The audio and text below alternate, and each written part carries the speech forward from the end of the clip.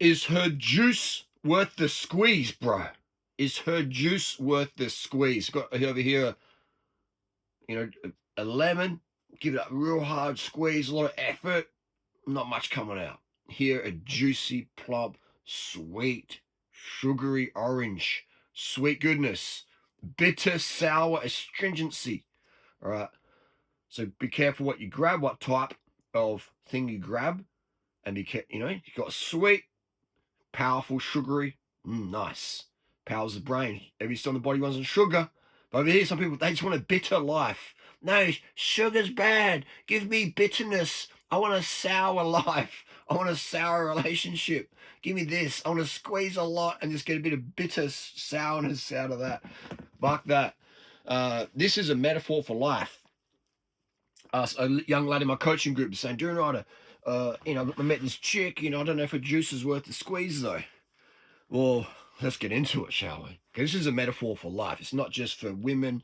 It goes for women. It goes for men. It goes for cats, dogs. It goes for everything in life. Is the juice worth the squeeze? Okay. Is the effort you're going to put in worth the result? That's a question you got to ask yourself every minute of the day. It's like a calibrated focus of the mind. All right. You want to make sure you have that focus going on. Is this effort worth the result I'm looking for? So many people. Let's do this as a great example. We'll spin it back to the relationship thing, but let's divert for a little bit. You see it in road rage situations. Like if you're on the road, there's going to be some rage. That's just how it is. All right. So you see some people on TV, they make the news, or they pull out a gun, they start going crazy. Is that juice worth the squeeze? You know what I mean? A 15-year prison sentence, or it's doing stupid shit, a conviction, or just getting sued, just you know what I mean? That's a lot of effort for just a little moment of like, yeah, fuck you, bang, bang, bang, or punch, punch, punch, Just that little release, or pum, pum, pum, and now you've got all this consequence over here. So was that juice worth the squeeze? No, it wasn't. So when you have that sort of mentality in life going, hang on, let me just delay my actions for a second. Is this juice going to be worth the squeeze? No, it's not. Let it roll. Let it roll. I'll breathe in, breathe out. Okay, you go, mate. I'm going this way. All right. So that's how I live my life. Okay. And yeah, you'll get criticized for it or whatever, but that's okay. That's okay. It's fine to be criticized by people who are living a life you don't want, you don't envy. All right. I get criticized every second of the day. It's social media. That's fine. I accept that. I love that. I welcome it. Because criticisms mean comments, and comments help the algorithm. So people, leave some comments down below, good or bad. Darren Ryder, you look like shit. Darren Ryder, you look amazing. Darren Ryder, you got skinny arms. Oh my God, Darren Ryder, you're looking more jacked. Whatever. It's so cool. Your girlfriend's ugly. Oh my God, your girlfriend's amazing. I'm subscribed. This is how it is. Accepting it. So a lot of people get with a girl. A lot of guys get with a girl because they want to end a period of sexual starvation. And a lot of girls get with a guy because they want to end a period of loneliness. All right. Women don't like being lonely. Okay. So they get cats, or they get with, bros who can say the right things. But the girls know the guy's not good for them long term. But the girls get with him anyway because he makes them feel good in the moment. Because girls only primarily care about two things: how you make her feel and what you can provide her. So think about that. Are you getting into this relationship with this girl because you're trying to end a period of sexual starvation? I see a lot of guys do this. They meet up with a chick who's maybe 30 or something. She's ridden that carousel from 16 to 30. Now she's thinking, actually, the guys I wouldn't give a chance to before, they're the only guys who are really showing interest in me in terms of commitment. Okay, let them in. A few years ago, it's like, nah, see you later, bro. No. But after a while, she realizes she's just getting, pumped and dumped, and she's had enough of that lifestyle. She'll accept in the guys who are not able to be players, the guys who want to exchange a committed relationship in exchange for sexual vibes. And this is fine. If everyone knows what they're getting into, it's totally fine. And it's just a cycle of life thing. You know, people have their primes, things come and go. Okay, there's an athlete, you have your peak, and then once you hit certain ages in certain sports, if you're hitting puberty as a gymnast, your power to weight is going down. Okay, so I don't see any 40-year-old gymnasts at the Olympics. You'll see 47-year-old marathon runners at the Olympics.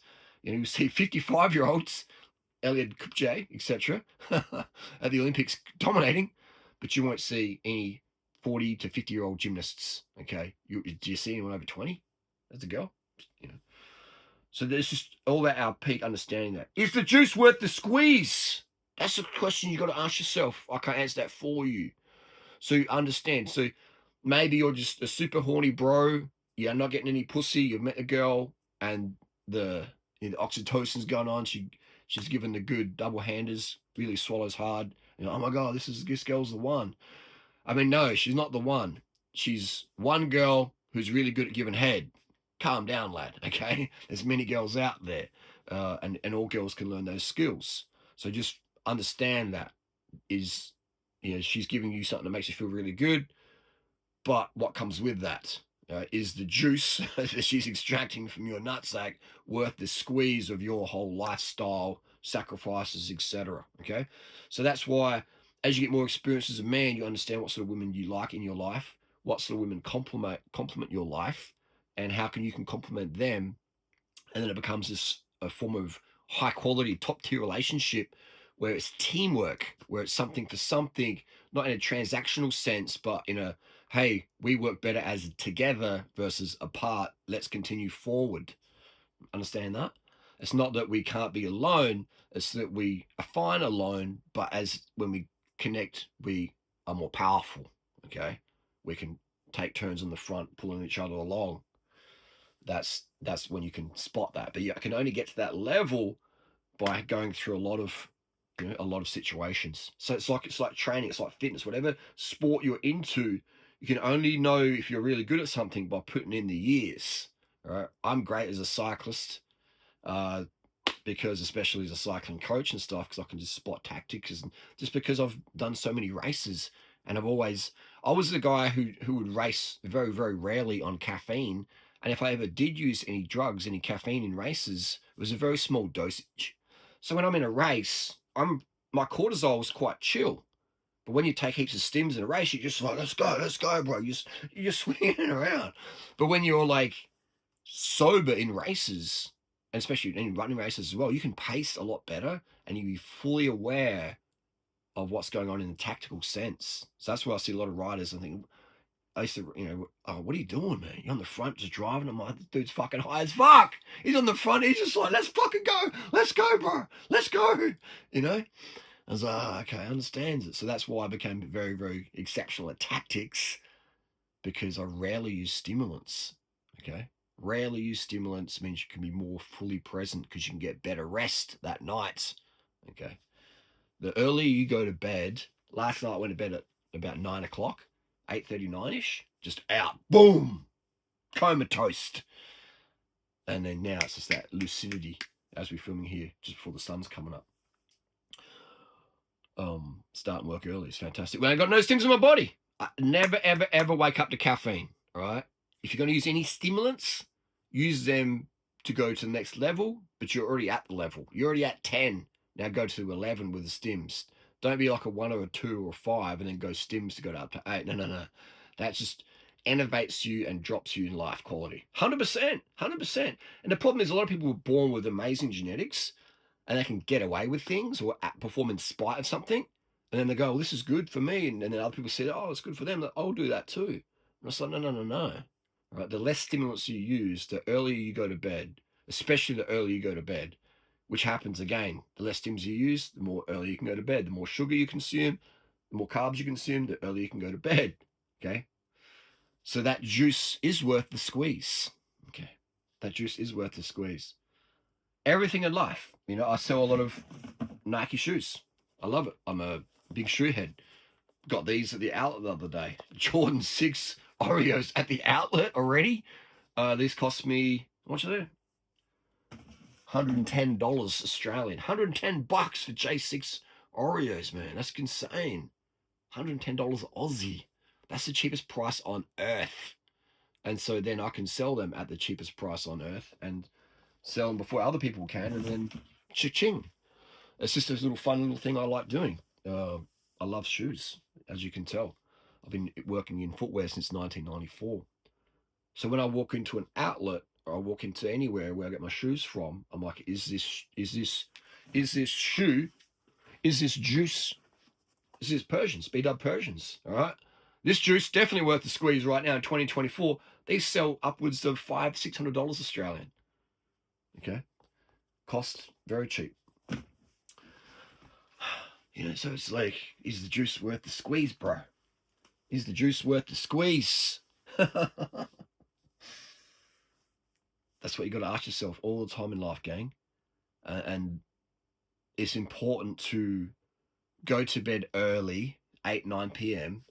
It's so important. That's like a fucking cornerstone of what I've been preaching for the last 16 years here on YouTube. Sleep, water, sugar. And the sleep part is going to bed 8, 9 p.m. I don't always do that.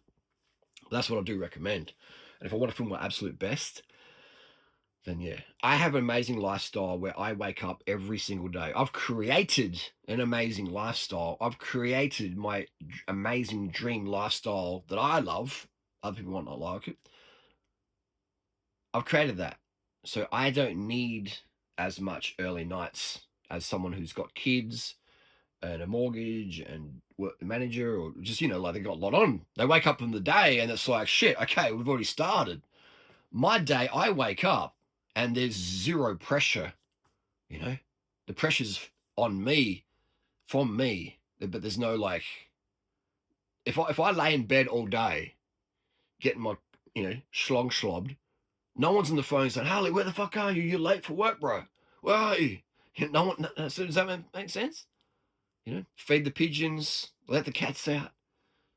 That's the responsibilities, okay? Pigeons and cats is my responsibility. So very lightweight responsibility I have. I obviously have my audience. I appreciate all you gang out there. But so I can get away with going to bed a bit later. Not that I should, but I can and sometimes do. Does that make sense?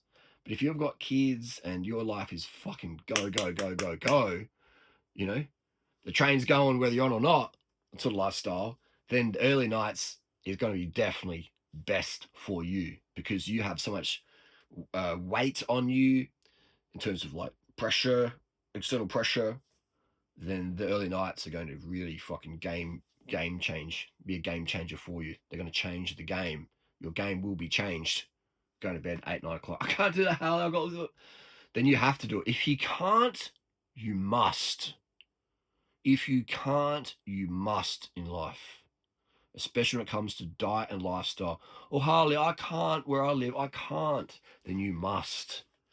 Oh, I've got kids. I can't. Then you must. Because if you've got kids is the biggest responsibility out there. Kids is the biggest exogenous responsibility out there. Exogenous meaning outside. Endogenous meaning inside. So kids is the biggest exogenous responsibility you can get. So the bigger the responsibility, the more the endogenous inside support needs to be. Again, sleep, water, sugar. And I see a lot of parents out there living on fucking hard mode, just flicking up the switch. Let's live on hard mode because they are believing Jamie Oliver. They're believing Joe Rogan. They're believing the mainstream people out there. They're believing Andrew Tate. They're believing Jordan Peterson. And what all these people have in common is they're all mainstream puppets and influencers promoting a low-carb diet. And that's why they're put out there as these shills to grab all the Tate's there to grab the kids. Don't eat carbs, guys. Don't eat carbs, mate. Smoke cigars and I don't use steroids though. No, I just eat meat and I don't eat once a day, mate. No carbs, bro. No carbs, bros. So Tate's over there to grab the kids, wrap them up in low carb land. Jordan Peterson's there to grab the academics. Oh yeah, I eat a lion diet. Yeah, I don't eat any. I'm a drug addict. I'm in rehab all the time. But it's nothing to do with my chronic depression and caused by high cortisol, which is caused by lack of sugar and carbohydrates. Nothing to do with that at all. Nothing. I'm a lion. I'm a lion. Hear me roar. Oh, I'm crying now. I'm Jordan Peterson. I'm sad. Every video is like crying. Bro, mate, get some carbs in you. So you got Jordan Peterson. He's getting all the the intellects, the Dunning-Krugers, all right? Jordan Peterson grabs them. Hey, guys, low carb, yeah. So they're taken care of. So the kids take, you know, and the juice is worth the squeeze for the establishment. They're like, yeah, man, we've got all these people locked in low carb land. Then you got Joe Rogan, yeah, carbs bad, mate. Yeah, I'm a carnivore, I eat a fucking hyena, mate. I'm a hyena diet, yeah, fucking oath, mate. And that's an Aussie accent. Yeah, I eat a low carb diet. That's a bad American accent. You know what I'm saying? So Joe Rogan, he captures the meathead redneck USC. Well, the USC is cool, but I train a few USC fighters, by the way, with the weight loss, etc. Over the last 15 years, been doing that. So 14 years, and so yeah, that's Joe Rogan. He captures that audience with low carb propaganda, and then we have Jamie Oliver. He captures the housewives, and hey, it's Jamie. I'm from the UK, and we should do a sugar tax. A sugar tax, governor. Let's put a sugar tax on there. I think sugar is bad, fat is good. I'm Jamie Oliver and I'm tubby. I don't eat sugar, but it's the fat. Yeah, it is. Actually, let's do a sugar tax. So fat tax we want, Jamie, not a sugar tax. So Jamie Oliver covers that. And then you have Robert Lustig, obese Robert Lustig. Sugar's a bit of truth. That guy, this YouTube algorithm just spams that shit everywhere. He captures the middle-aged, sort of my age group. The people who want to sit around eating bacon. Yeah, tell me good things about my bacon habit. Yeah, you're a champion, Robert. Yeah, sugar is bad. Let's get obese together. And then you have now got this chick out there, the glucose goddess. Glucose goddess. So what the fuck? You're anti-sugar and you're calling yourself the glucose goddess. Like, who's just promoting a diet that instantly causes, and within that week, if you follow the glucose goddess's diet recommendations, you will be type 2 diabetic within end of the week. Proof of that is get a CGM on you, little continual glucose monitors. They pop. Look at that tricep line. Sugar makes you fatter, right?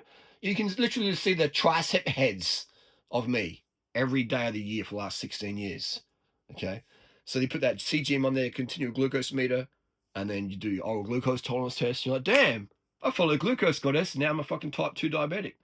So it's crazy. So then she's wrapping up the young female audience. And again, these people just get, where do they come from? And how do they go viral? Algorithms pushing them out there. Press the button, this guy's going viral. Push the button, that guy's going down. All right, so you get the glucose goddess. So that's all the bases covered. All the bases covered. That's it. All the bases covered. They just get pushed out there, and yeah. Then people have this paranoia of carbohydrate. So then the whole life is this big hard squeeze and not much juice coming out. Right? But that squeeze is good for the economy of the big players in the economy. Big pharma, and not there's anything wrong. There is a time for pharmaceuticals, guaranteed. There was a time for cars, guaranteed. There was a time for maybe military and stuff. But what these industries do with the low carb stuff is generates more money. When you skip carbs from your diet, let's use me for example. Okay, I use a bicycle on my feet for transport. I've got enough carbs. I can do that. I eat like a Chinese country person. They ride a bike for transport. Uh, you know, Lots of rice. So I've got energy. Let's say I stop eating rice. Oh my God, I'm so tired. Oh, give me a coffee. I need to wake up. Oh my God, give me some caffeine. Now I'm spending money. Give me a Coca-Cola. Now I'm spending money. Right. Oh, I've got craving sweet because I haven't had enough sugar. Sugar's very, very, very cheap. Stevia, sucralose, that shit's expensive per kilo. Look at the price of the sugar per kilo versus sucralose per kilo. We're talking thousands of dollars per kilo sucralose for $1 per kilo of sugar. Okay, so follow the money. So I'm not eating sugar. I'm not spending my dollar a day on sugar. Now I'm spending sucralose, stevia, caffeine, all these things per kilo price. Look it up. And now I'm feeling depressed because my cortisol's so high. One, cortisol's going up because I don't have enough sugar. Then two, cortisol's going up, staying up because now I'm on these stimulants, caffeine, modafinil, Ritalin, etc., etc., etc. All right. So yeah, cortisol's going up, and now I feel, oh my God, I just feel so anxious. I need some Xanax. I need some Abilify. I need some. Now I'm going really crazy. Now I need something stronger, like some lithium. All right. Then boom, prescription doc. Now the doctors are in the chat. Hey, welcome, come on in. We'll give you sit down. We got 14 and a half minutes left. All right, I really care. Okay, well, a minute left. We have to book in another consult tomorrow or next week because there's a big lineup. Sorry, what's your name? I forgot. Anyway, so now you got the doctors in the chat. So I'm generating so much more money. Just cutting out the rice and the sugar generates so much money for industries I'm never touching or very, very rarely touching. And yeah, again, that's the mental aspect. Fatigue and depression generates massive amount of cash. And maybe I'm a little bit psycho, so then I get into some violence. Now the police are cashing on that. Hey, here's your fine. I gotta go to court. Now the lawyers are cashing in on that. Oh, you roid raged it. You got hanger and roid rage at someone, and now you got a conviction. So now I've got to spend on the lawyers and the courts. So that, you know what I mean? So just pull out the sugar, pull out the rice, push Tate and Oliver and all his crew out there, and Peterson, it just generates this big fucking money bag, cash bag. It's a bit like with, I guess you could almost say with Nike, had Jordan 5, Tinker Hatfield Classic.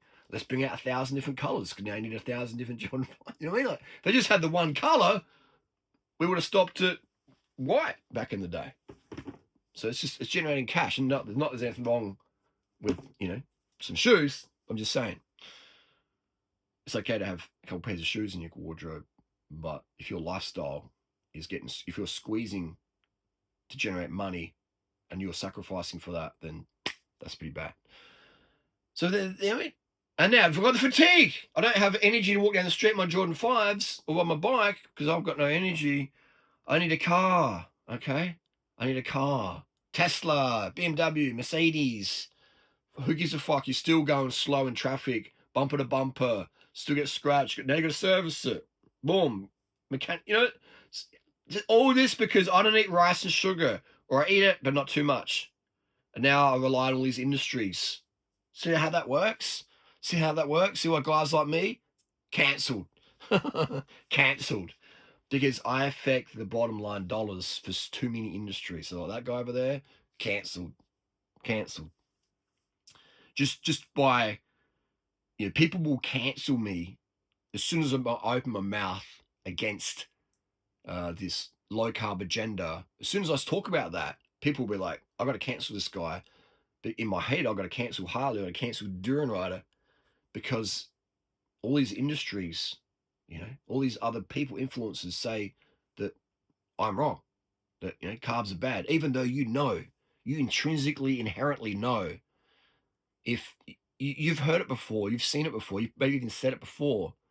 If a really skinny person, you got a skinny teenage guy or skinny teenage girl or whatever, and you've said to them, or you've heard someone say, hey, get a steak in you, eat a cheeseburger, get some KFC in you, get some protein into you, mate.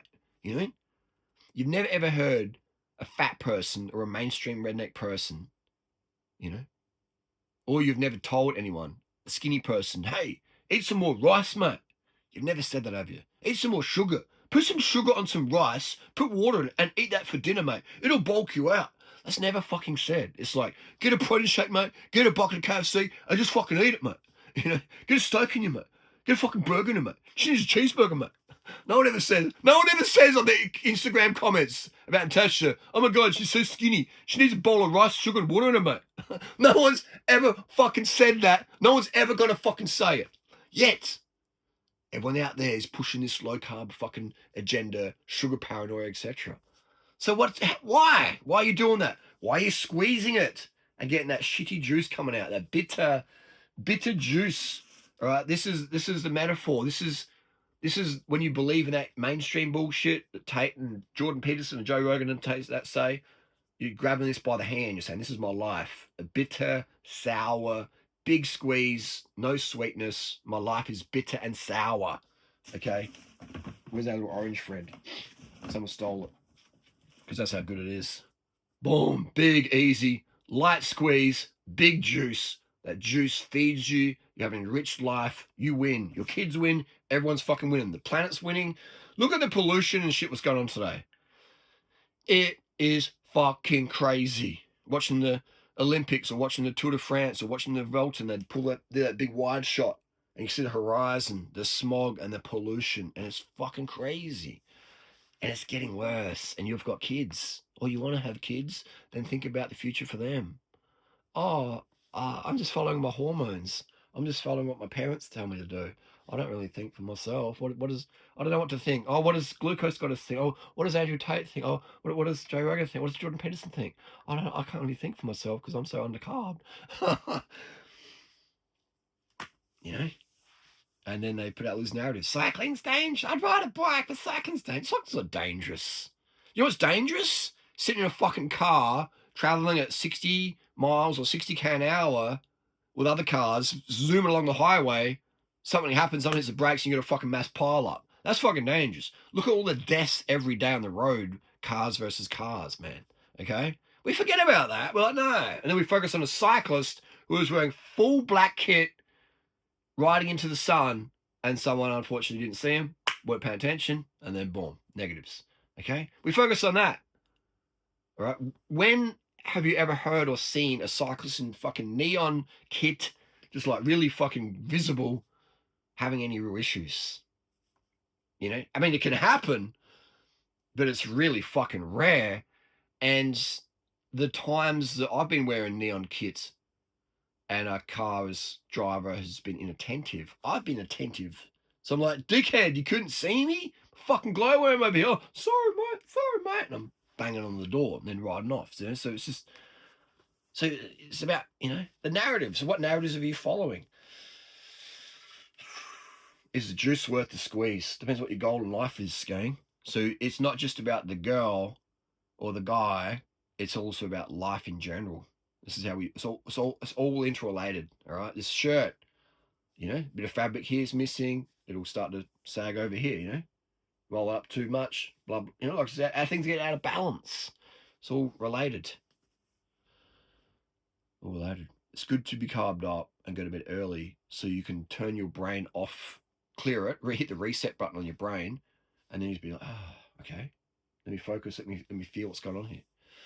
Very important thing to be able to do. And you can only do it, you can only have your best mental faculties, you can only have your best mental power if you are going to bed, you know, around the sunset, or it depends if you live in Norway in summer. But if you're going to bed around, you know, 8, 9 p.m., follow the birds, follow the parrots, follow the honeyeaters, follow the pigeons. All right, follow the pigeons, man. Pigeon, fastest bird in the world, straight line speed. Okay, lives on carbs and is the fastest bird in straight line speed. Okay, those fuckers go to bed as the sun's, you know, coming down. Again, depends if you're living in the northern hemisphere in summer and stuff. But humans, we're equatorial areas. We're equatorial area monkeys. We are. So we evolved for around that, you know, 6 p.m., 6 a.m. Sun goes up, sun goes down sort of vibe. 12 hours of darkness, 12 hours of light. We're designed for that. That's when we perform at our best. We all look better. Well, this is the end of winter. End of winter, I look a little bit more haggard. And then as the sun comes out and stuff, and you know the vitamin D comes up, then I look a lot more fresher, etc. So yeah, it's a stark contrast. I used to go to Thailand for winter, and then I would see my friends in Adelaide. Was like, oh wow, they're looking sort of, you know, like grey and you know, we're all in our 20s and stuff. And I'm like, damn. So this is interesting. So we're not really designed for winters, you know. Yeah, we have our best glow with some warmth, sunshine. We do. That's our biology, and so we perform at our best mentally when we go to bed around, you know, 6, 8 p.m. That, you know, equatorial time areas. That's just what we're designed for, and we can go against that, and we can, you know, and we can still have an amazing quality of life, but we'll have a better quality of life the closer we can live to how we're designed with the sugar and the water and the early nights. Just try it for a week and feel the difference. Test ride, then decide. Is the juice worth the squeeze? Only we can answer that, because it's your life and it's your choices. We all get to choose the life we live, especially if you've watched this far in the video. Okay, we all choose the life we live. Understand that power.